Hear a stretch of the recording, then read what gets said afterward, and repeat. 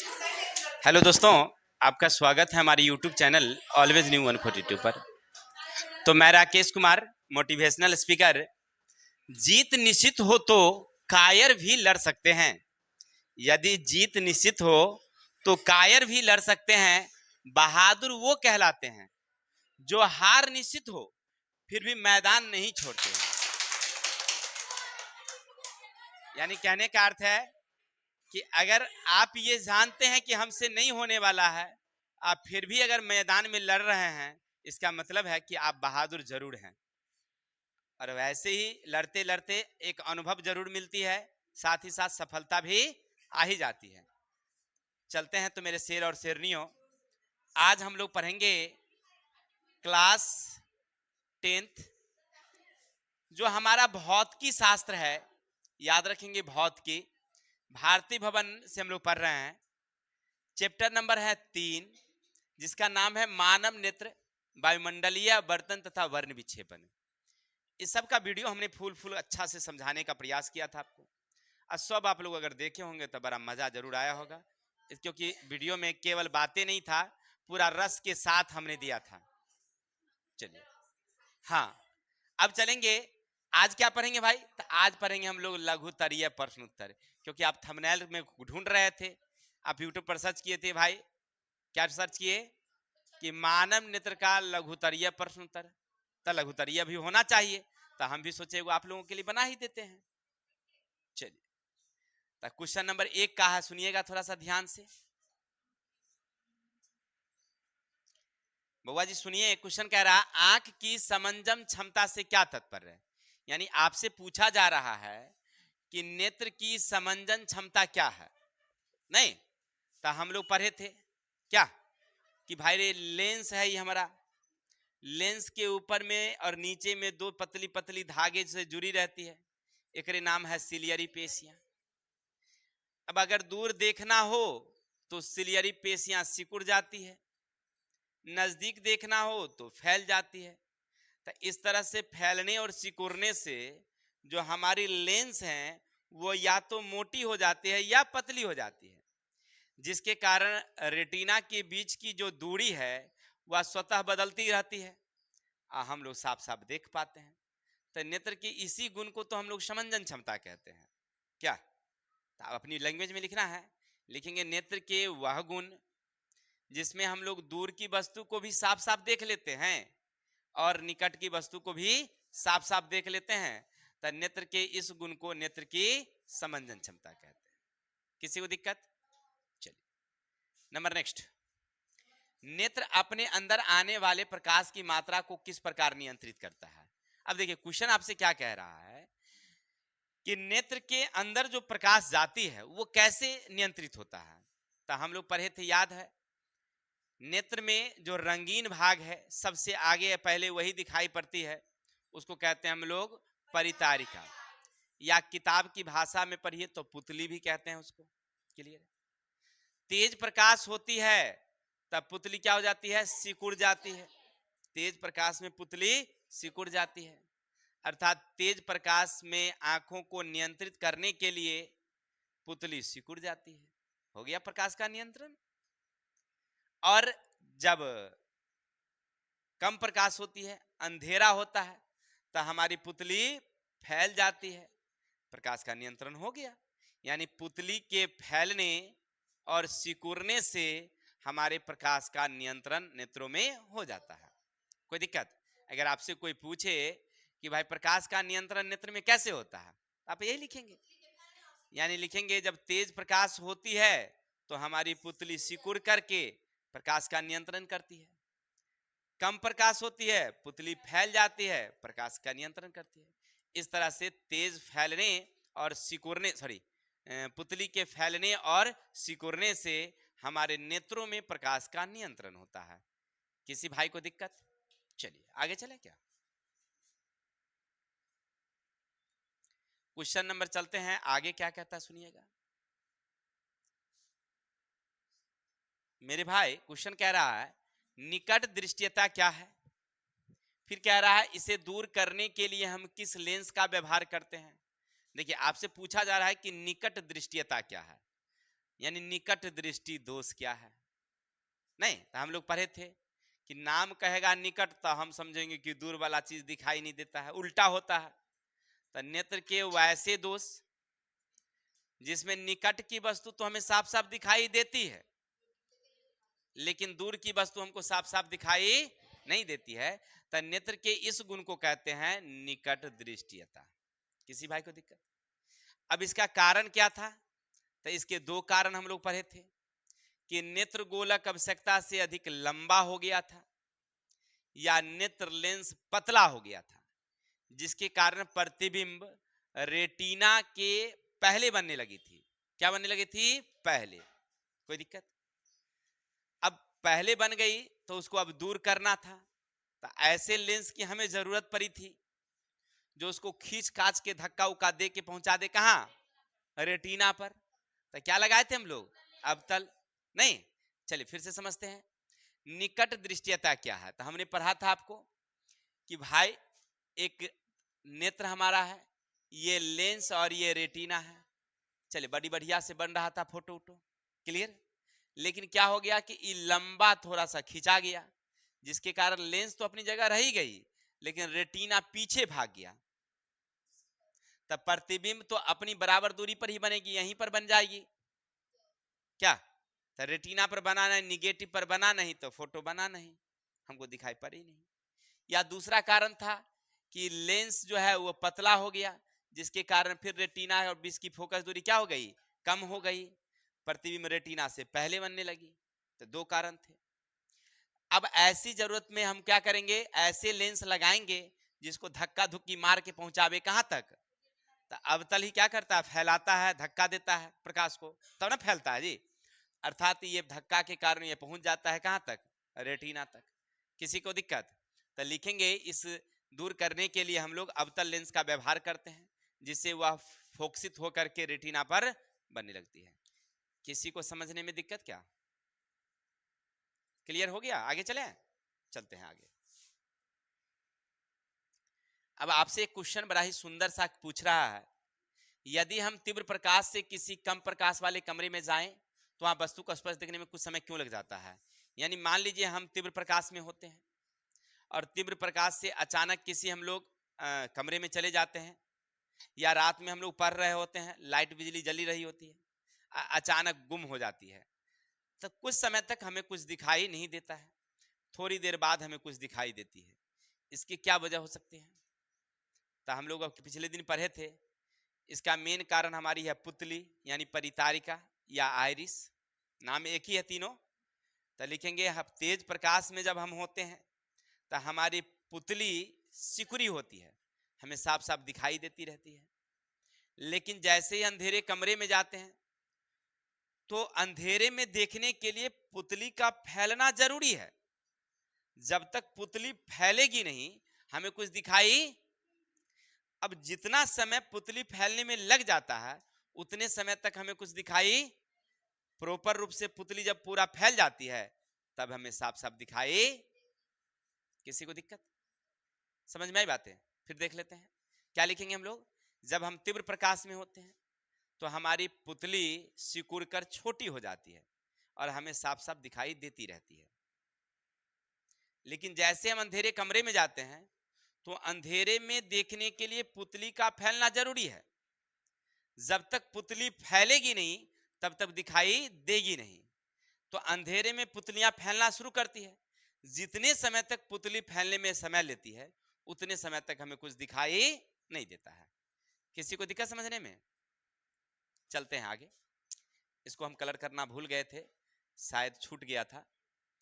सामान्य नेत्र 25 cm से निकट रखी वस्तुओं को स्पष्ट क्यों नहीं देख पाता है? यानी हमारी जो आंखें हैं वो 25 cm से निकट रखी वस्तु का प्रतिबिंब क्यों नहीं कर पाती है? देखिए इसका मेन कारण क्या है कि जो हमारी सिलियरी पेशियां है ना वो फैलती और सिकुड़ती है, इसी के कारण हम किसी वस्तु को देख पाते हैं।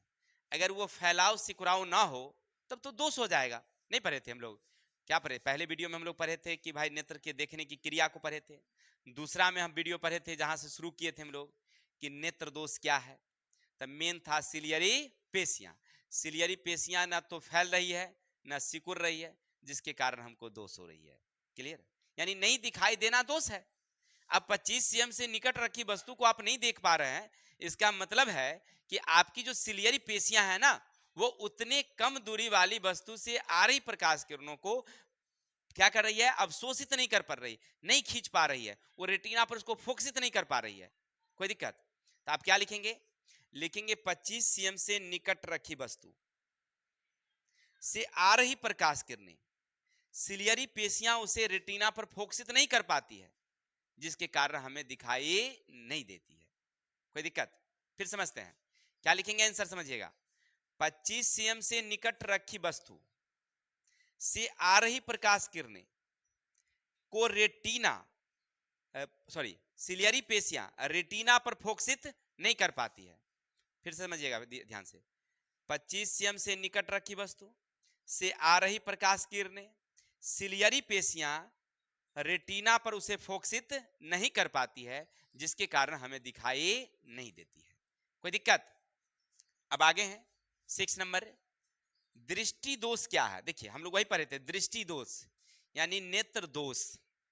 जब हम किसी वस्तु को साफ साफ नहीं देख पाते हैं, चाहे वो निकट की वस्तु हो या दूर की वस्तु हो, या बिल्कुल ही नहीं देख पाते हैं, तो वो भी हमारा नेत्र दोष है। कोई व्यक्ति है जिसको कुछ नहीं दिखाई पड़ रहा है, तो वो भी नेत्र दोष है। कोई दिक्कत?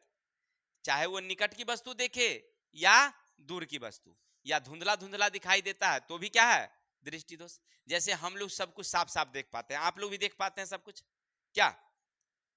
तो ये क्या है, हमारा सामान्य नेत्र है। लेकिन जब मान लीजिए हम आप बैठे हुए हैं आगे में, अब हमको दिखाई नहीं पड़ रहा है, तो ये क्या है, नेत्र दोष है। या छोटे अक्षर हमें दिखाई नहीं पड़ रही है, ये क्या है, हमारा नेत्र दोष है। या दूर की कोई वस्तु खड़ा है, कोई व्यक्ति, उसकी चेहरा हमें साफ साफ नहीं दिखाई पड़ रही है, ये क्या हमारा नेत्र दोष है। तो वही कह रहा है दृष्टि दोष क्या है, यानी कहने का अर्थ है कि जब कोई वस्तु हमें साफ साफ दिखाई नहीं देती है, चाहे वो निकट की वस्तु हो या दूर की वस्तु हो, या कितने प्रकार की होती है, तो हम लोग पढ़े थे ऐसे तो 4 प्रकार का किताब कह देता है कभी कभी, लेकिन मूल रूप से कितने प्रकार के हम लोग पढ़े किताब के हिसाब से? 3। एक निकट दृष्टि, दूरदृष्टि और जरा दूरदर्शिता। ठीक है? तो कहिएगा सर कि 4 लिख दें क्या अबिंदुकता वाला? नहीं बुआ, वो हमको नहीं पूछा जा रहा है, वो है नहीं, तो वो सब आगे वाली क्लास में कहीं पूछेगा, इंटर वाला में पूछेगा, बीए वाला में पूछेगा, तो ओकरो लेखन का छोड़ देते हैं क्या जी। देखिए पढ़ाई क्या है, आगे की पढ़ाई भी यही होती है, जो आप यहाँ पढ़ रहे हैं ना, इंटर में थोड़ा सा इसको डेवलप कर दिया है, बीए में थोड़ा सा डेवलप कर दिया है, क्या पढ़ाई तो वही रहती है। चलते हैं, तो हम लोग पढ़ रहे थे निकट दृष्टि दोष, सॉरी दृष्टि दोष क्या है और यह कितने प्रकार के, किसी को दिक्कत? अब आगे चलेंगे। नंबर 7 क्या कहता है, समझो। नेत्र के 2 मुख्य दोषों के नाम लिखें, इसके उपचार किस प्रकार लेंस से व्यवहार किया जाता है। देखिए तो हम लोग नेत्र में 3 दोष पढ़े थे, लेकिन यहाँ कह रहा है 2 मुख्य दोष, तो एक निकट दृष्टि, दूरदृष्टि। लिखेंगे नेत्र के 2 मुख्य दोष होते हैं, निकट दृष्टि, दूरदृष्टि। अब लिखेंगे निकट दृष्टि को दूर करने के लिए अवतल लेंस का व्यवहार किया जाता है, और दूरदृष्टि को दूर करने के लिए उत्तल लेंस। नहीं, यानी हम लोग पढ़े थे, याद है ना, कि छोटे छोटे अक्षरों को मिला दिए थे, कि छोटा वाला के साथ छोटा और बड़े वाले के साथ बड़ा का। तो यानी कहने का अर्थ है कि नेत्र दोष समझ गए ना। नेत्र दोष कितने प्रकार? तो 2 प्रकार के मुख्य दोष। कौन कौन? निकट, दूर।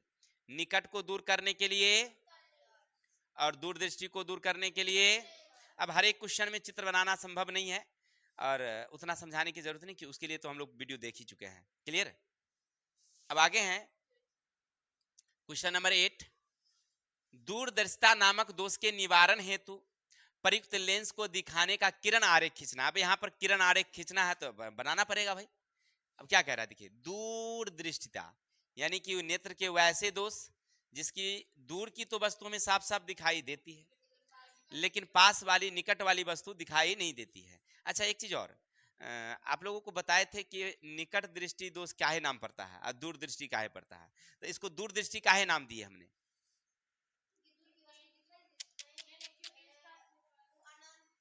निकट नहीं, रेटिना दूर नहीं भागते, निकट दृष्टि दूर दृष्टि दशा है ना, तो जो हमारी निकट बिंदु है 25 cm वो खुसक के दूर हो जाती है। नहीं समझे? देखिए ये हमारी लेंस है और ये हमारी रेटिना है, हमारी 25 cm निकट बिंदु है ना। लेकिन अब ये निकट बिंदु ना दूर भाग गया, चल गया है हिया, चल गया 50 हो गया, है ना। ये निकट बिंदु भाग के चल गया कहां? दूर, इसलिए नाम रख दिया दूर दृष्टि। और निकट वाला में क्या किया कि अनंत खुसक के चला आया पास, इसलिए रख दिया उसका नाम निकट दृष्टि। निकट आ गया तो निकट दृष्टि, दूर चल गया तो दूर दृष्टि। बड़ी सुंदर। अच्छा इतना तो समझ गए। अब इसका फोटो बनाना है बुआ रे, तो इसका कारण क्या था बताएंगे तो दूरदृष्टि का पहले तो परिभाषा से लिखिएगा। वैसे दोष जिसमें दूर की वस्तु साफ साफ दिखाई देती है और निकट की वस्तु साफ साफ दिखाई।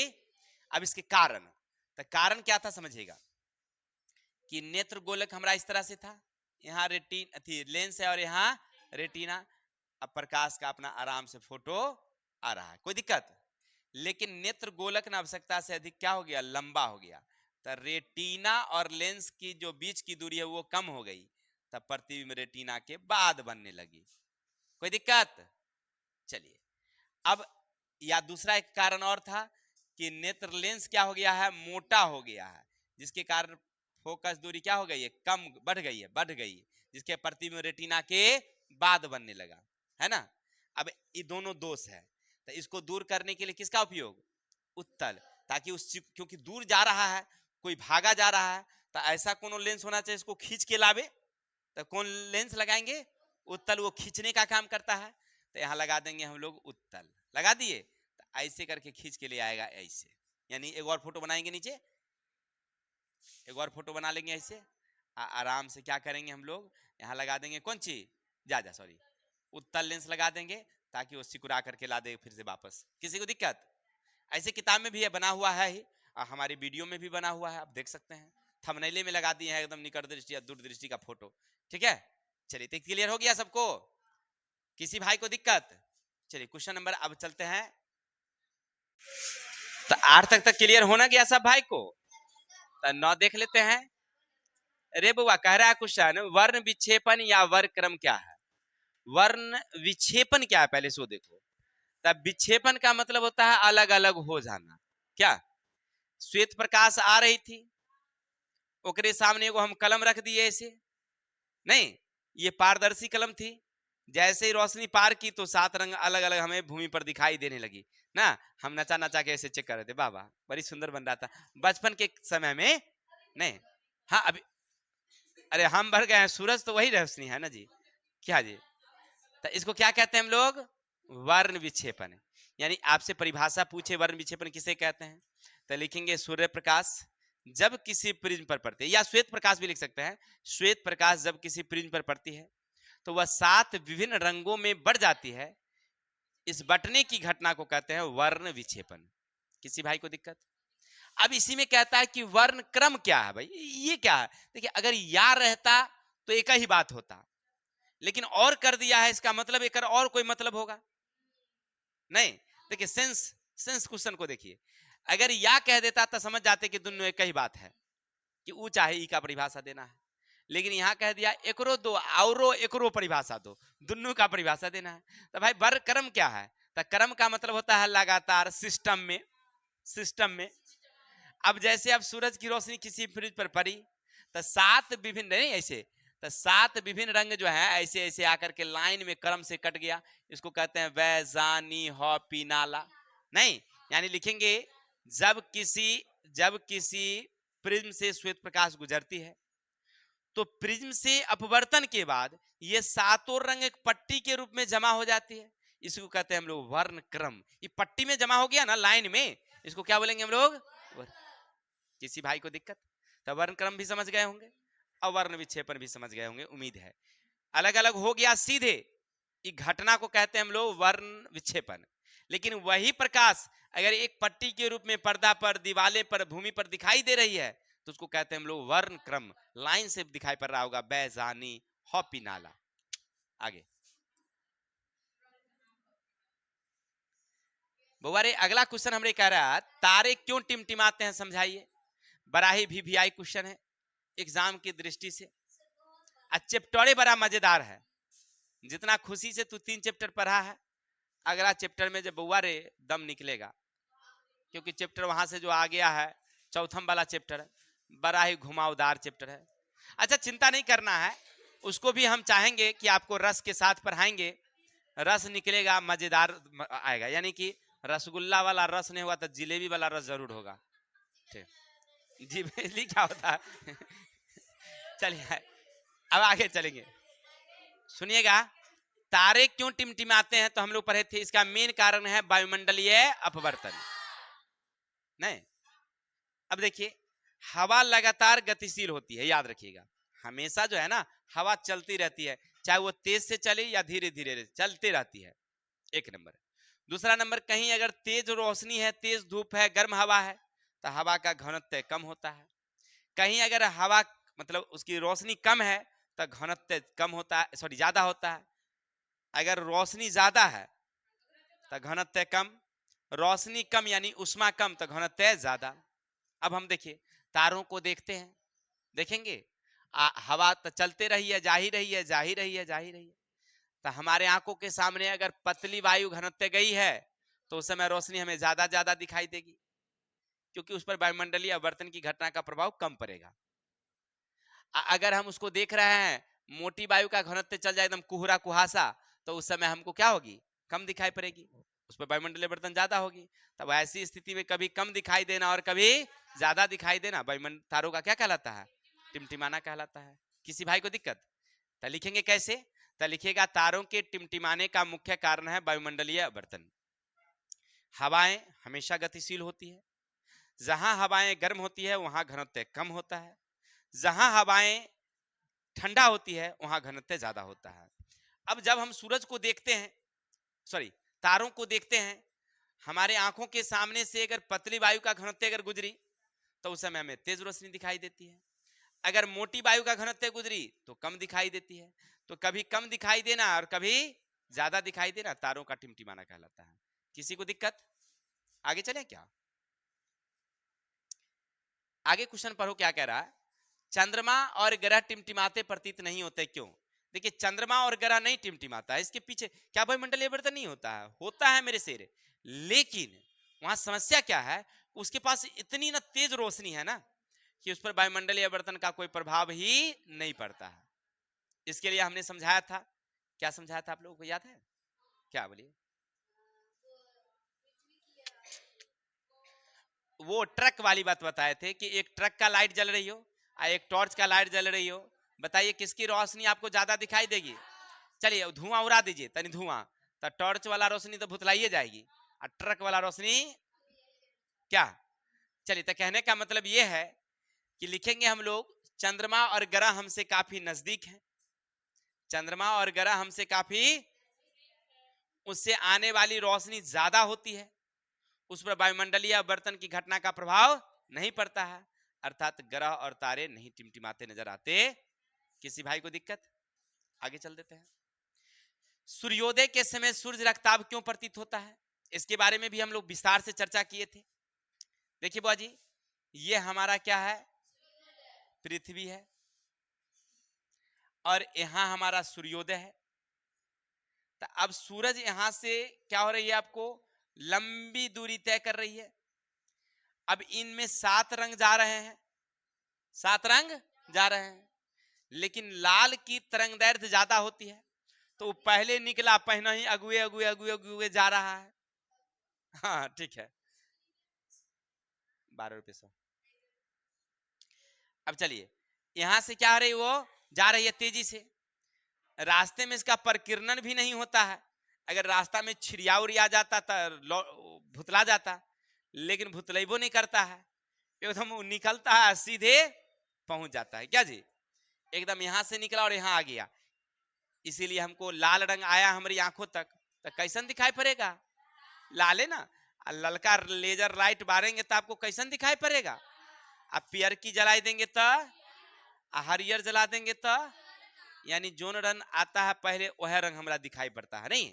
तो आप लिखेंगे कैसे, तो लिखिएगा, सूर्योदय के समय सूर्य से सभी रंगों का प्रकाश उत्सर्जित होता है, लेकिन लाल की तरंगदैर्घ्य अधिक होती है और प्रकीर्णन कम होती है, इसलिए वह निकलती है और सभी वर्ण से आगे आगे वह चलती है। तो लाल रंग हमारी आंखों तक आती है, इसलिए हमें सूरज लाल दिखाई देता है। फिर पीछे से दूसरे दूसरे वर्ण धीरे धीरे धीरे धीरे हमारी आंखों तक पहुंच जाती है। जब सब पहुंच जाती है तो उजला दिखाई देने लगता है। कोई दिक्कत? चलिए अब आगे चलेंगे। क्वेश्चन नंबर 13 क्या कह रहा है? किसी अंतरिक्ष यात्री को आकाश नीले नीले की अपेक्षा काला क्यों प्रतीत होता है? बारी देखो, अंतरिक्ष यात्री को आकाश जो है ना नीला नहीं दिखाई पड़ता है, काला क्यों दिखाई पड़ता है? क्योंकि वहां कोई माध्यम ही नहीं है, सब निर्वात है। क्या अब हम गए वायुमंडल में, अंतरिक्ष में चल गए, तो सूरज की रोशनी को तो जाते देखे था हमने, लेकिन आते उधर से ना देखा था हमने। वो चली चली जा रही थी। क्या हो रही थी? चली चली जा रही थी। कौन भाषा हुआ भाई? चलिए चलिए अपनी लैंग्वेज में चलते हैं, किताब की भाषा में लिखेंगे। अंतरिक्ष में कोई परावर्तन नहीं होता है, सूर्य से जाने वाली प्रकाश किरणें सीधे बढ़ती चली जाती है, लौटती किरणें हमारी आंखों तक नहीं आती है, इसीलिए हमें कोई रंग दिखाई नहीं देता है, अर्थात अंतरिक्ष काला दिखाई देता। किसी भाई को दिक्कत? आगे, इंद्रधनुष बनने की व्याख्या प्रकाश वर्ण विक्षेपण से आप क्या समझते हैं? देखिए, इंद्रधनुष बनने की क्रिया तो हम लोग पूरा विस्तार से चैप्टर में देख लिए हैं।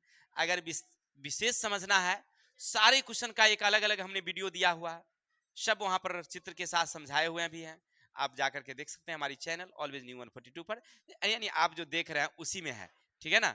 बस जाइए वहां सर्च करिए और प्ले लिस्ट लिखिएगा, प्ले लिस्ट पर जाइए, फट से वहां पर देखिएगा तो फिजिक्स का प्ले लिस्ट है, और वह फिजिक्स के प्ले लिस्ट में सारा क्वेश्चन आपको एक एक साथ मिल जाएंगे लाइन से, ठीक है। थंबनेल में ही लगा हुआ है, फोटो के साथ देख लेंगे। आए क्या था? PLAYIST। अच्छा चलिए ना, तो हमको अंग्रेजी पढ़ा रहे थे थोड़े, अभी फिजिक्स का क्लास में चल रहा था, तो आप लोग कैसे बात करते हैं? चलिए अरे ऐसे भी प्ले लिस्ट देख के समझ जाता है सब बच्चा सब। चलिए, इंद्रधनुष बनने की व्याख्या बोले तो हम लोग पढ़े थे कि शाम के समय जब बारिश होगी, क्या, और बारिश होने के बाद जो जल की बूंदे हैं ना, वह हमारी वायुमंडल में छा जाती है। क्या रे? ऐसे ऐसे छा जाती है। बहुत सुंदर। अब क्या हो रहा है? अब इधर से क्या हो रही है भाई? इधर से सूरज की प्रकाश इस पर आ रही है, इस पर आ रही है सुनिए ना भाई, अरे समझिए तो भाई, आ रही है ना। तो ये प्रकाश, पानी की जो बूंदे हैं वो पारदर्शी होगा, यहाँ से प्रकाश का अपवर्तन होगा, तो अपवर्तन होगा तो यहाँ आया था एगो, लेकिन निकलेगा कै गो? 7 गो। फिर यहाँ से कै गो निकलेगा? 7 गो। यहाँ से कै गो निकलेगा? आई सातों जो है एक पट्टी के रूप में इधर क्या हो जाएगी? इसी को कहते हैं हम लोग, ठीक है। तो कैसे लिखेंगे? लिखेंगे शाम के समय जब बारिश होती है तो जल की बूंदे हमारी वायुमंडल में फैल जाती है। अच्छा, और पश्चिम से सूरज से आ रही प्रकाश किरणें जब उस जल की बूंदों पर पड़ती है तो वह पारदर्शी होने के कारण प्रकाश को अपवर्तित कर देता है। अपवर्तन होने के बाद वह 7 अलग अलग वर्णों में टूट जाता है, और यही वर्ण एक पट्टी के रूप में हमारी आकाश में, पूरब के आकाशों में दिखाई देती है, इसे कहते हैं इंद्रधनुष। और रहता दिखाई तो पड़ता है दूसरे रंग का, लेकिन हमारी वायुमंडल ऐसी गोल है ना जी, ऐसे देखने को नहीं मिलती है। जैसे हम यहाँ से देखते हैं तो लगता है कि मनका में आकाश गिरल है, वहां जाते हैं तो खुश के चल जाता है दलसिंहसराय, वहां ना जाते हैं तो ना। चलिए, ऐसे बढ़ते जाता है तो वही टेढ़ा होने के कारण आपको धनुष जैसा दिखाई पड़ता है, इसलिए कहते हैं इसको इंद्रधनुष। अब आगे, अब सुनिएगा, वायुमंडलीय अपवर्तन, नहीं सॉरी, वर्ण विक्षेपण ना, वर्ण विक्षेपण क्या है तो वही पढ़ेंगे। सूर्य प्रकाश या श्वेत प्रकाश जब किसी प्रिज्म पर पड़ती है तो 7 अलग अलग वर्णों में, तो इसको कहते हैं हम लोग। किसी को दिक्कत? अब आगे देख भाई, कह रहा आपसे रेलवे सिग्नल का प्रकाश लाल रंग का ही क्यों बनाया जाता है? देखिए, वहां पर तो कई रंग के सिग्नल हमने देखा है, लालो देखे हैं, कहीं हरियोरो देखते हैं, कहीं पीलो देखते हैं, लेकिन लाल रंग खतरा के लिए बनाया जाता है और लाल रंग खतरा को दिया गया है। काहे लगी भाई? इसलिए ताकि दूर से भी दिखाई पड़ सके, नहीं जी। अब जैसे मान लीजिए कोहरा कुहासा है और डलेवर साहब बैठल है, क्या डलेवर साहब आप बैठल हैं उनको जो है वो दूर वाला चीज उनको दिखाई नहीं पड़ा, एक्सप्रेस भगेले चल गए तो सामने क्या हो सकती है, घटना हो सकती है। तो इसीलिए लाल रंग को लगा दिया जाता है ताकि दूर से भी दिखाई उनको भग भग पड़ जाए, नहीं। और हमारा वीडियो में देखना थंबनेल में ललका भग भग वाला बॉल लगा दिया है, रेलवे सिग्नल वाला, नहीं। चलिए आई किताब की। तो हम लोग पढ़ रहे थे रेलवे सिग्नल प्रकाश लाल रंग का, इसलिए कि लिखेंगे लाल की तरंगदैर्घ्य अधिक होती है और प्रकीर्णन कम होती है। क्वेश्चन पर चलेंगे। लाल की तरंगदैर्घ्य प्रकीर्णन, इसीलिए वह तेज तेज हमारी आंखों तक दूर तक चलती है और वह छितराती नहीं है, तो दूर से भी हमें दिखाई देता है, चाहे वो धुंधला हो या धूम मतलब कोहरा कुहासा हो, फिर भी हमें दिखाई देती रहती है। इसीलिए रेलवे सिग्नल लाल रंग के बनाए जाते हैं, डिस्टर्ब नहीं। अब आगे चलेंगे। लास्ट सेकंड है, लास्ट का सेकंड यानी कि दूसरा है, जब श्वेत प्रकाश एक प्रिज्म से होकर गुजरता है तब इसके अवयव किसी सफेद पर्दे दीवार पर भिन्न भिन्न स्थानों पर दिखाई पड़ते हैं, क्यों? आप पूछ रहा है कि प्रिज्म से गुजरता है तो काहे अलग अलग दिखाई देता है। तरे बउआ तो पढ़े थे के बारे में, क्या पढ़े थे बताओ बताओ बताओ। कहे थे कि बउआ रे एक प्रिज्म है ये वाली, श्वेत प्रकाश आई है मान लो, तो यहाँ तो श्वेत बनेगा नहीं, तो श्वेत ऐसे रखेंगे नहीं, लेकिन जैसे ही प्रिज्म में जाएगी तो सभी रंगों की विचलन, सभी रंगों की विचलन और तरंगदैर्घ्य अलग अलग है, इसलिए वह अलग अलग दिखाई देने लगती है। अगर उसमें भी प्रिज्म में भी अगर एक के रंग का तरंगदैर्घ्य होता ना, एक के रंग का विचलन होता ना, तो वो अलग अलग नहीं होती, तब तो अपना साथे साथे सबको लेके चल जाती है। लेकिन प्रिज्म में जाते ही लाल कहता है कि ना हमर गति तेज बढ़ गलो, हम भागबो जल्दी से नहीं, तो वो भाग जाता है जल्दी से नहीं आगे, नहीं। विचलन कहता है कि ना हम तो यार से अलग रहबो, हम अलगे अलगे रहबो, है कि नहीं, तो वो अलग हो जाता है, टेढ़ होके निकल जाता है साइड होके, क्या। यानी कहने का अर्थ है कि प्रिज्म में सभी वर्णों की तरंगदैर्घ्य और सभी वर्णों की विचलन अलग अलग होती है, इसीलिए वो अलग अलग दिखाई देती। आप ऐसे लिखेंगे, लिखेंगे श्वेत प्रकाश जब किसी प्रिज्म से गुजरती है तो प्रिज्म में सभी वर्णों की तरंगदैर्घ्य और सभी वर्णों की विचलन अलग अलग होने के कारण वो अलग अलग दिखाई देने लगती है। किसी भाई को दिक्कत? चलेंगे आगे।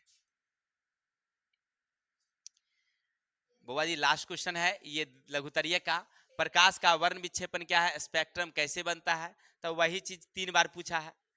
वर्ण विक्षेपण किसे कहते हैं, वर्ण विक्षेपण किसे, कितना बार बताएं तो रे यार बताओ। चलो तो लिखेंगे जब प्रकाश किसी प्रिज्म पर पड़ती है तो 7 अलग अलग वर्णों में विभक्त हो जाती है, इस घटना को कहते हैं वर्ण विक्षेपण। और यही प्रकाश एक पट्टी के रूप में जमा हो जाती है, उसको हिंदी में वर्ण क्रम कहते हैं, अंग्रेजी में स्पेक्ट्रम कहते हैं। बताइए, यही क्वेश्चन पीछे पूछा था ना, तो थोड़ा सा गुस्सा आ गया हमको, इसीलिए, नहीं तो गुस्सा हम ऐसे होते नहीं है जल्दी, ठीक है ना। तो यही कह रहा है स्पेक्ट्रम क्या है, तो अंग्रेजी में स्पेक्ट्रम, हिंदी में वर्ण क्रम, यानी वही चीजें कहाँ दिखाई पड़ रही है, एक पर्दा के रूप में, पट्टी के रूप में, तो उसको क्या बोलेंगे हम लोग, वर्णक्रम या स्पेक्ट्रम। किसी भाई को दिक्कत? आशा और उम्मीद है अगर आप सभी क्वेश्चन देखे होंगे तो समझ में आया ही होगा, नहीं आने का तो कोई बात ही नहीं रहता है।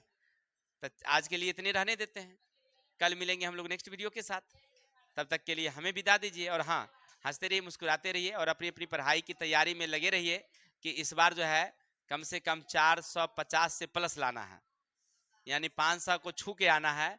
हमारा भी इच्छा है कि अगर आप वीडियो देख रहे होंगे, आप अगर अच्छा नंबर लाइएगा तो डिस्क्रिप्शन में मेरा नंबर रहता है, हमको फ़ोन जरूर करिएगा। हम भी चाहते हैं आप लोगों के साथ पटना बोर्ड ऑफिस के सामने एगो फोटो खिंचाना चाहते हैं, ठीक है। तो आप लोग कब बुला रहे हैं ये देखना हमें है, ठीक है ना। अगर हमसे कोई कमी हो तो बताइएगा। विशेष के लिए जय हिंद, जय भारत।